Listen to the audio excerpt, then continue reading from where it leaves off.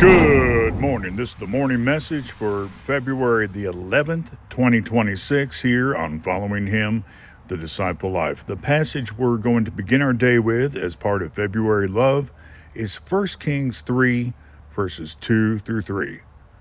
Meanwhile, the people sacrificed at the high places because there was no house built for the name of the Lord until those days.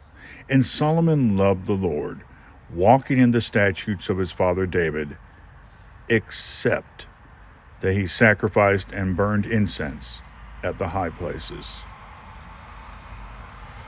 Love, except. A little bit more of a somber consideration. Now, they're worshiping God at these high places, but I would point out there was still a tabernacle. You know what bothered David so much is that he had a house and the place for worshiping God was a tent.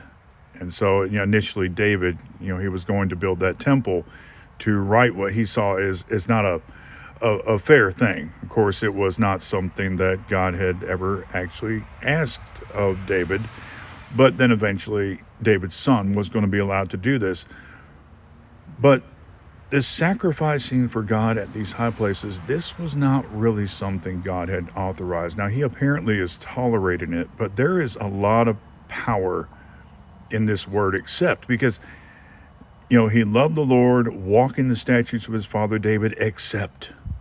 So this is indicating this is an exception to that. I mean, it's the word except.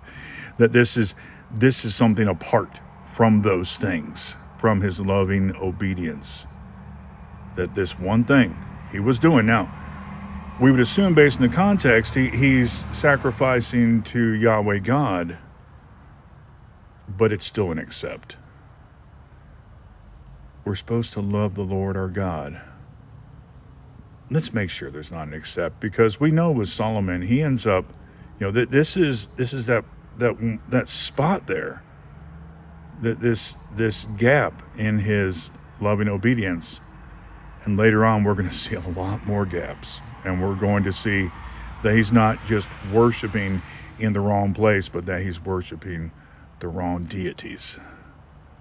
So we need to love the Lord our God without any excepts that we would allow in. Don't allow in anything that somebody could point to and say, except. You have a great rest of the day. Lord willing, be with you here in a few hours for Wednesday Words, and Shalom.